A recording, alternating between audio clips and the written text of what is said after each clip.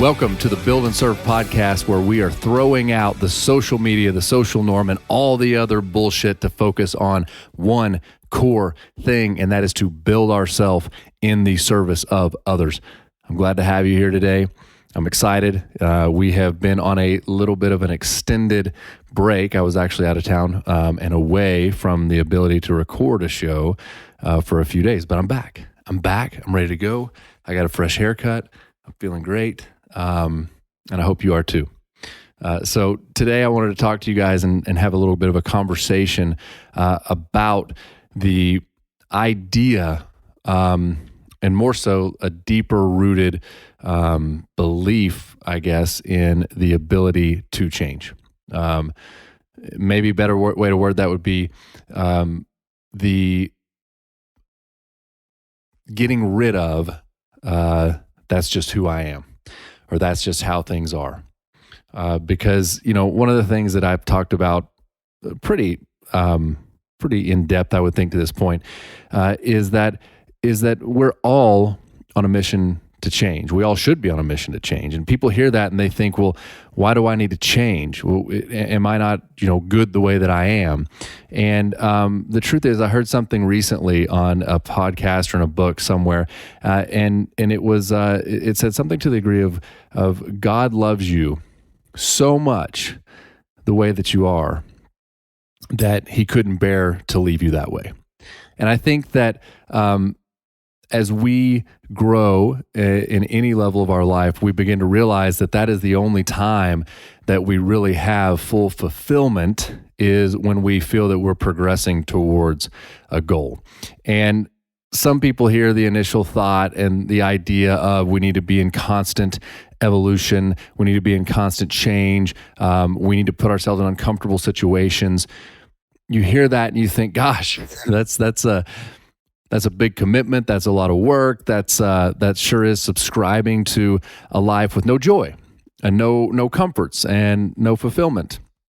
But if you have looked back and you think about any point or any achievement in your life that you're proud of, that even if it's not something that you're proud of sharing with others, which it could be a scenario or a lifestyle you created for somebody that you loved.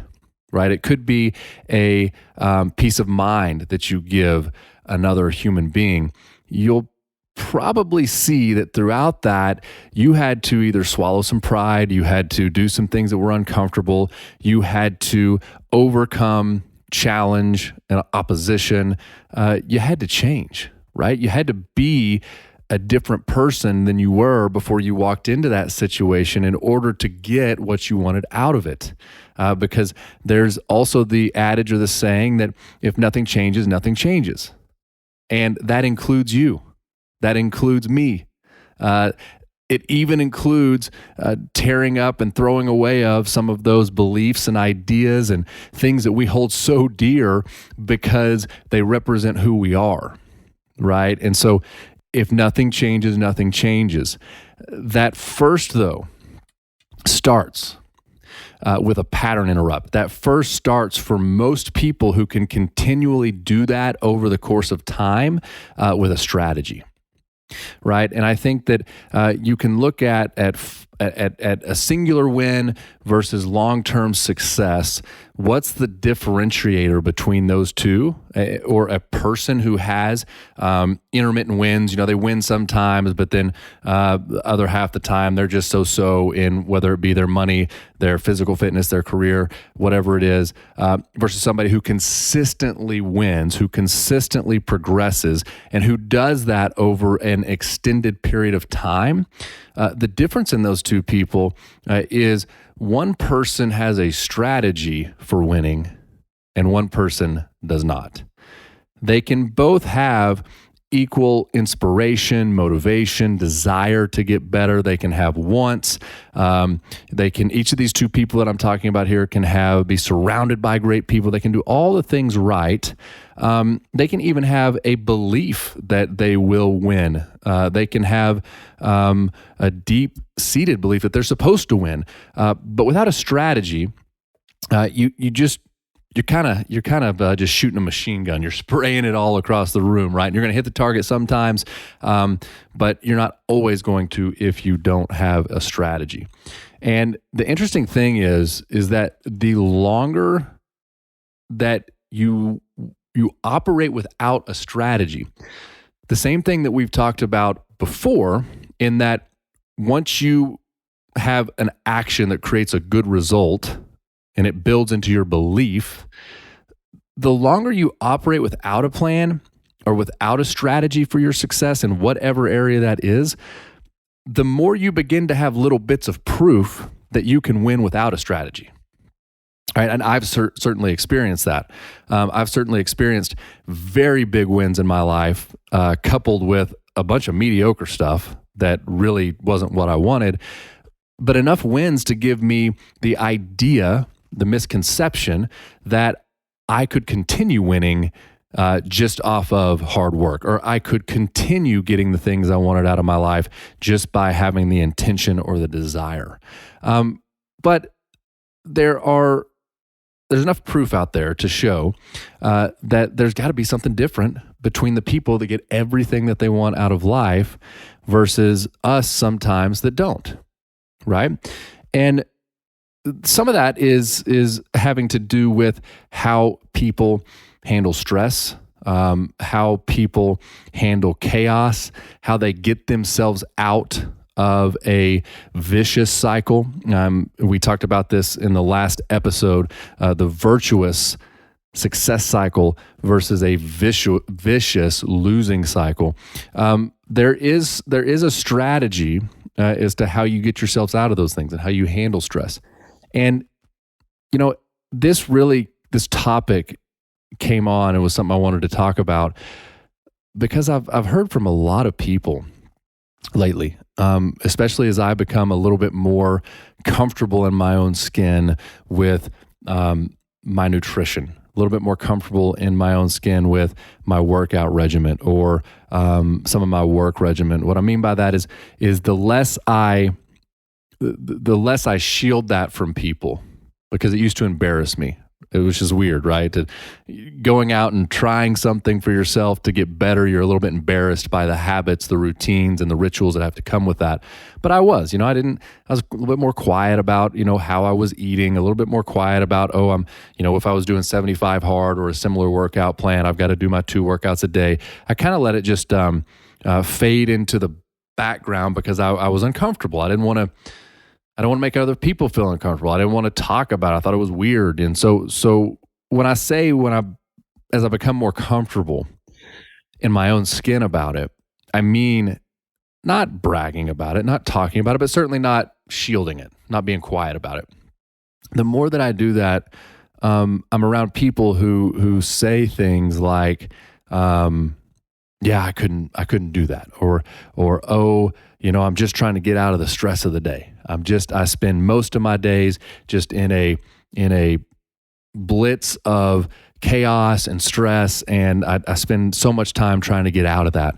And, in order for me to do those things, I would have to figure all this stuff out over here. And I just can't figure it all out. And it made me think that it would be very important and helpful for me to share a couple ideas that I've learned from people on how to shift that mindset, how to literally obliterate stress, how to know when to pull yourself out of a situation, and even how to find the answer to the problem, the question, the challenge that may be a repetitive challenge for you every day of your life.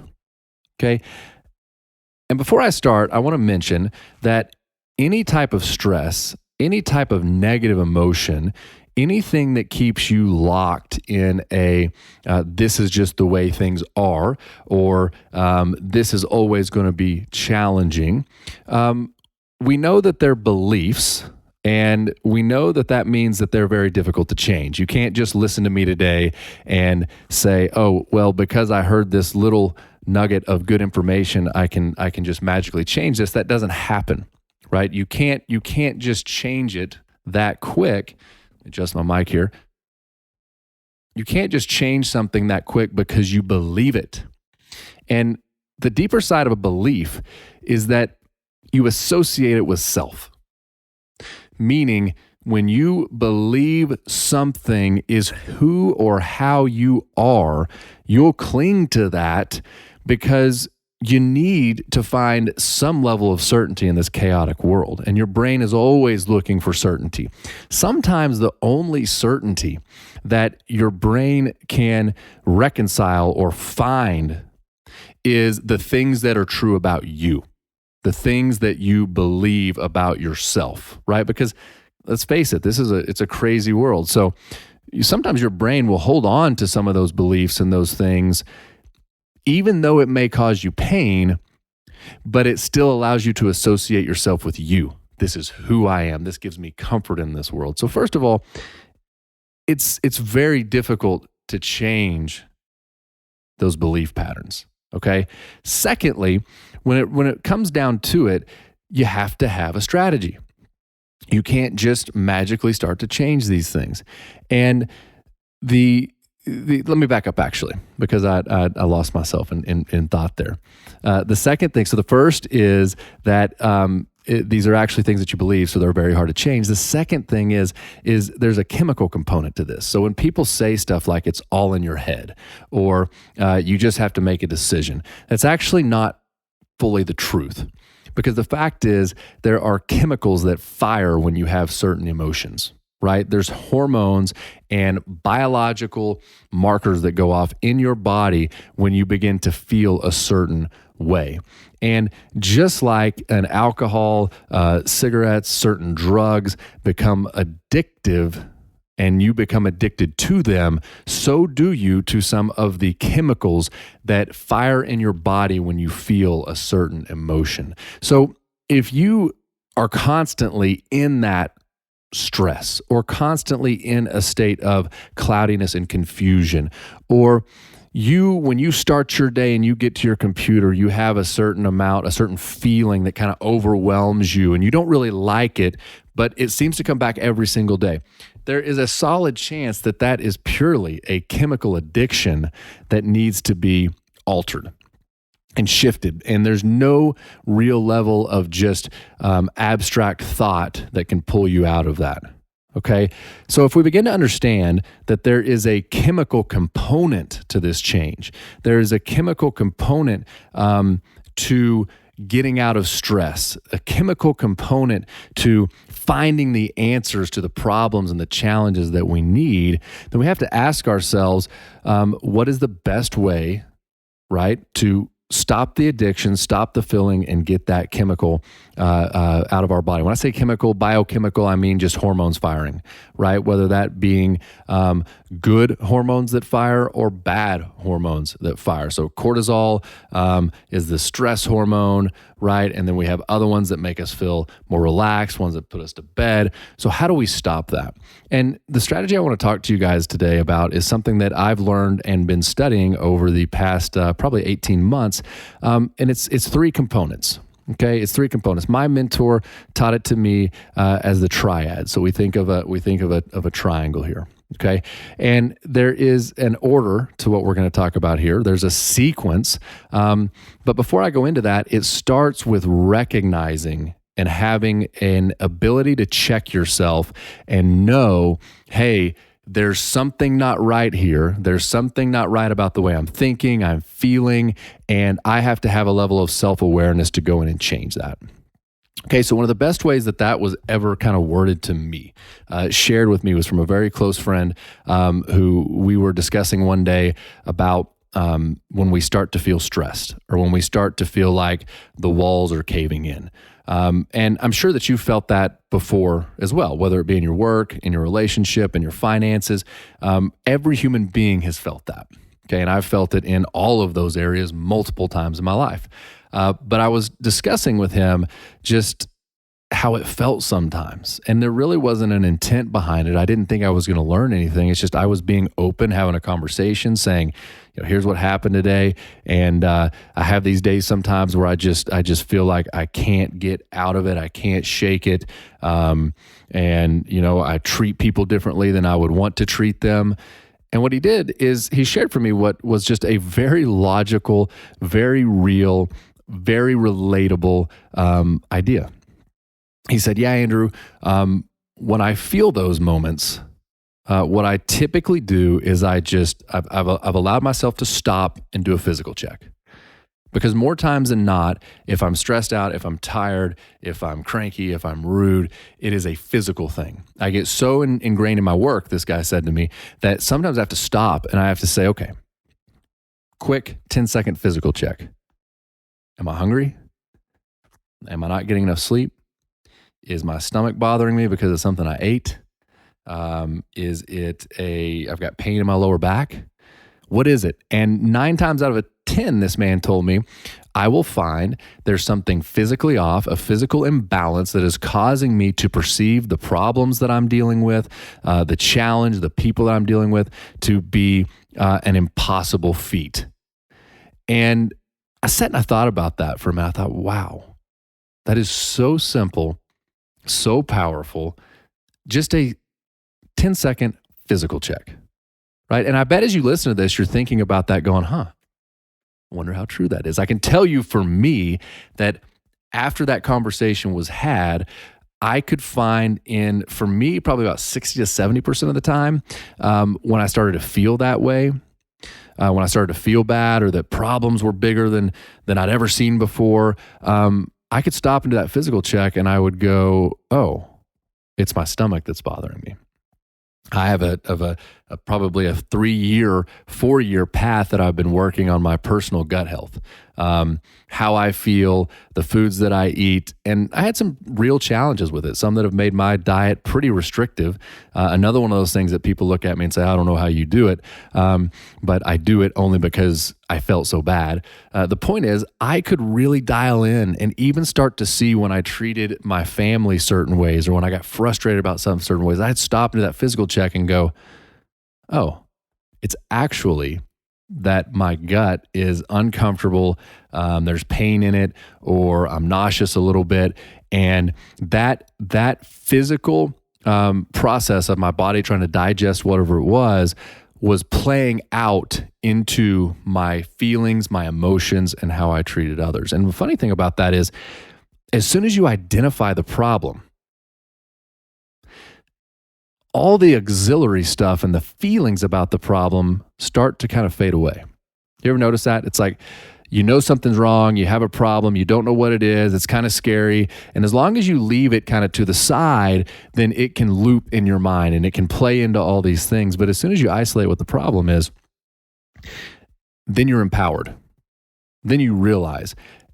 And the most probably powerful thing you can do is untangle all of the thoughts that you're having. So if it's a problem with a person at work or a project, or I just am rude to somebody and I don't know why, you unchecked start to group these things. Right? It's like a snowball. I'm aggravated because of this thing. Then this person says something to me. Then I realize there's not as much in the bank account as I thought. And then it starts to like snowball into this thing to where it's this big problem.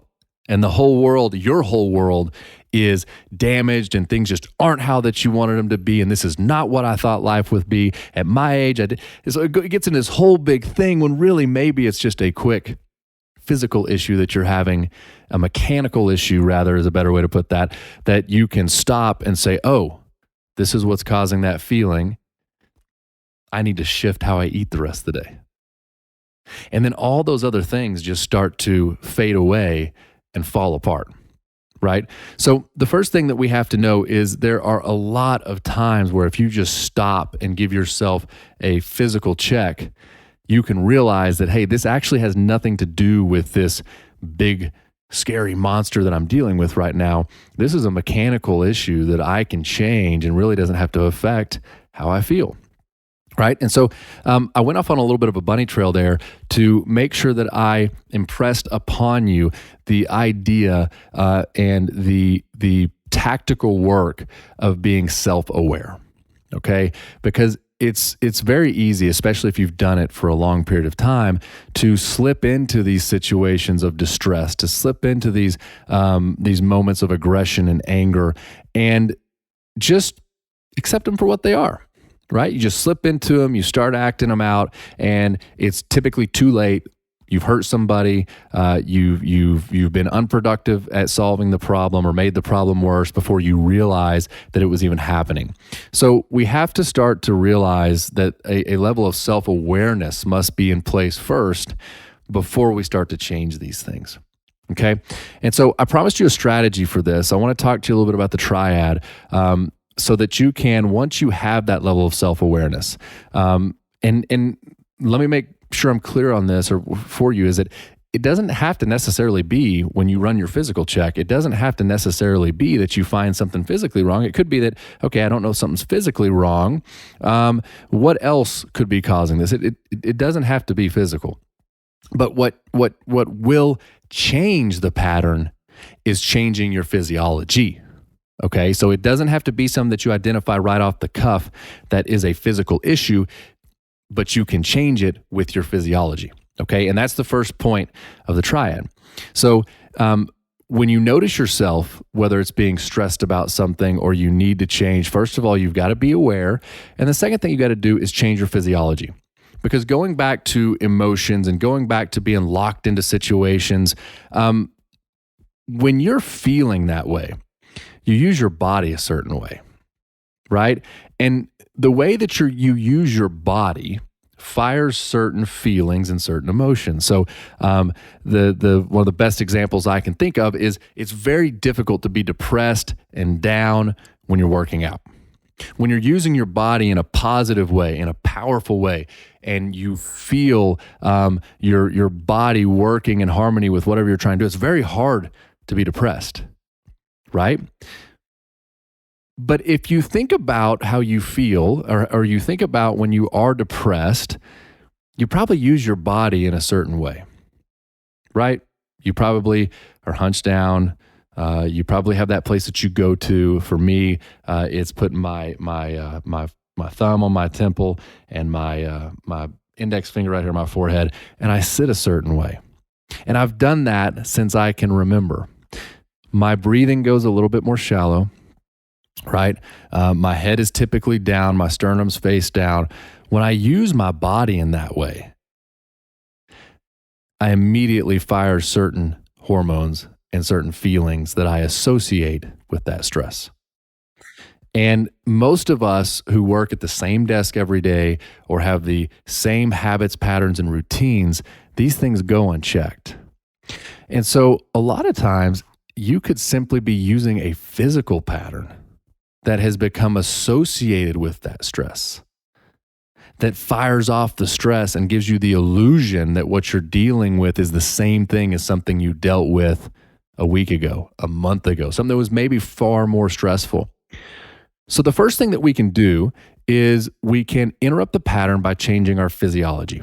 Okay, so moving from shallow breaths and sitting hunched over to upright, taking deep breaths, right? So stepping away from your computer, taking 10 deep breaths, as deep as you can in, and 10 deep breaths out, oftentimes can change everything. Okay. And if you've noticed this before, some people say, oh, you got to step away from the problem, or you've got to reset, you've got to take a break. People fall into this pattern, by the way. And this goes back to the very start of this conversation, that some people have a strategy for it. They know exactly what to do and when to do it. And some people just accidentally win it at times. So you've probably taken a step back from your work before. You've probably had to go take a walk before. You've done these things, and you don't know what you're doing. You just know that you've seen it before and maybe it works, but I would challenge you to think what you're actually doing is you're changing your physiology. You're changing the way that you breathe. You're changing the way that you walk. Maybe you get outside and you get some vitamin D, some sun, and it starts to change the metabolic processes of everything in your body on a like very, very micro level. Okay. You start to have different hormones that fire through your body, and that begins to change things. It changes perspective. It changes how you feel. It changes where you feel powerful or lack of powerful and weak, right? It makes a difference between you see opportunities or you see just the four walls. Okay. So the first thing that we do is we change our physiology. Okay. The second thing that in the triad that we can do is you have your physiology, then you have your focus. Okay, so physiology is how you use your body. The second thing is your focus. And your focus is your decision. Okay, what you focus on is your decision. We can talk about, you've heard that what you focus on, you get more of. Where focus goes, energy flows, right? These are true things because if you're focusing on something, you have no choice but to put your energy into it. And what you put your energy into does grow. It gets bigger. If it doesn't get bigger, at a minimum, its details become more vivid and more clear. So where your focus goes, your energy absolutely flows. So once we change our physiology, then we have to check, what are we focusing on, right? You have the choice to focus on the problem or the solution, the bad or the good. And on an even deeper level, you have the ultimate decision, the ultimate power to decide what something means. Okay? And everything in life is neutral until human beings put a meaning behind it. And that's true. And if you think about it, in anything that happens in your business, in your relationship, in your finances, in your emotions, it really is pretty neutral dependent upon what meaning you assign to whatever happened, right? So that we can look at a scenario as simple as in your work life, especially if you manage people or you work with others. If one of your team members fails to do a job the way that you felt they should do it, you can look at that two different ways. You can decide to give it one of two meanings. You can say that person A over here failed, and so that means I'm a bad person. That means that the company isn't going to make it, and that means that our customers aren't going to get taken care of, and we're never going to grow, and that means that I'm never going to get a raise, and I'm never going to provide for my family the way that I want. You can totally define it that way. And you can take on a feeling and emotion of fear and anxiety and have stress hormones start to fire through your body. Or you can decide the meaning of this is person A over here didn't do a great job, and it's a huge opportunity for me to coach and improve them. And considering the fact that my whole life was meant to positively affect other people, and I know that I can articulate and help people based off the stuff that I've learned, this is an opportunity for me to live in my purpose. And when I live in my purpose, I'm happy. And when I live in my purpose, the people around me are affected in a positive way. And when I live in my purpose, I feel alive. So you have the ultimate decision to dictate your focus. And like I said, on a deeper level, when it comes to focus, you can decide what every situation, good and bad, in your life means. Okay? So in our little situation here, we've changed our physiology, right? Then we decided, okay, I have the ultimate choice to decide what I focus on and decide what things mean. The last thing in the triad is our language. Okay? Our language.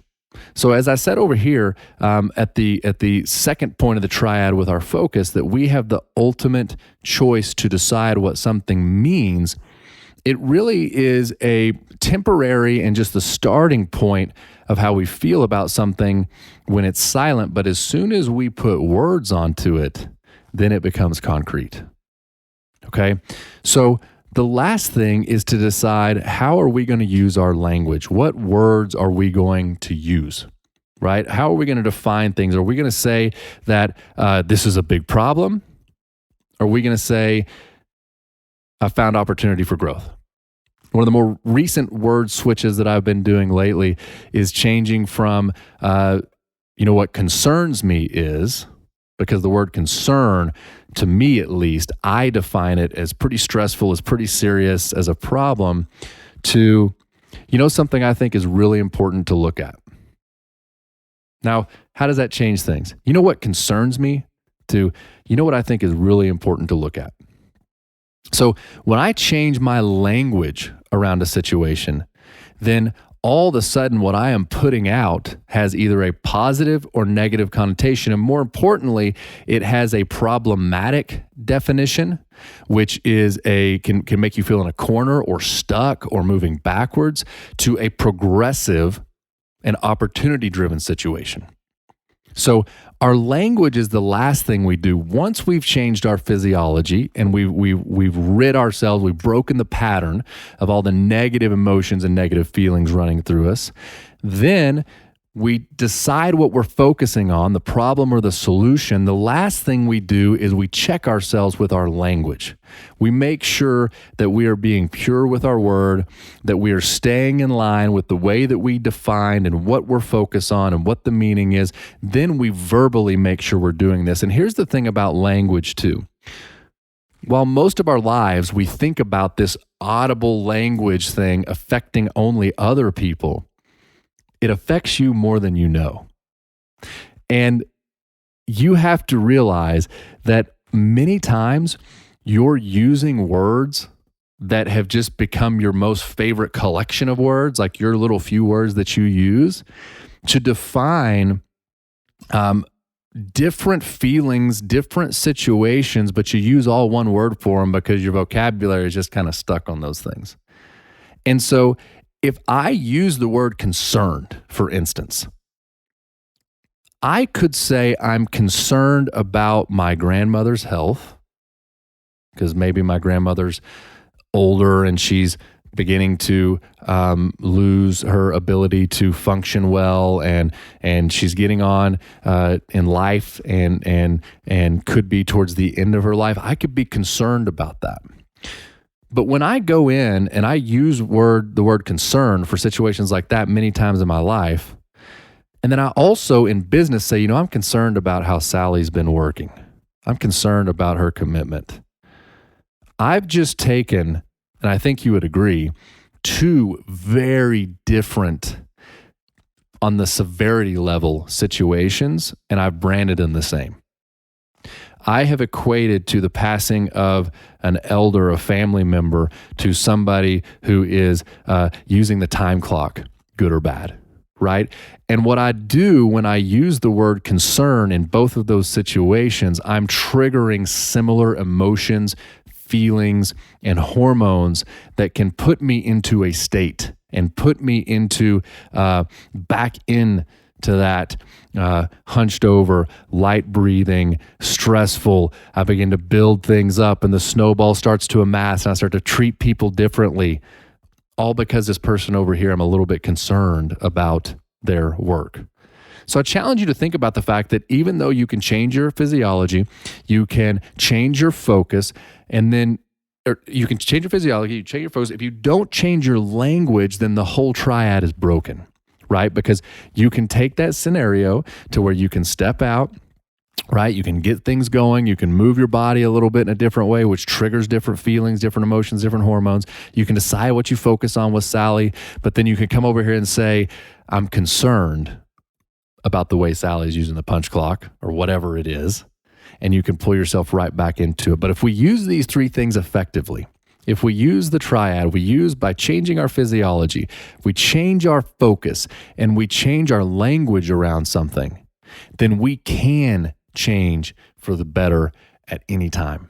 We can pull ourselves out of these stress cycles. We can overcome the problems or challenges that are repetitive things in our life, all because we had a strategy, and that strategy was a lot more than the power of positive thinking. It was a lot more than just saying, oh, so-and-so's done it. It is a biochemical. It is a step-by-step. It is a proven, repeatable, and scalable process to change whatever situation we're in for the better.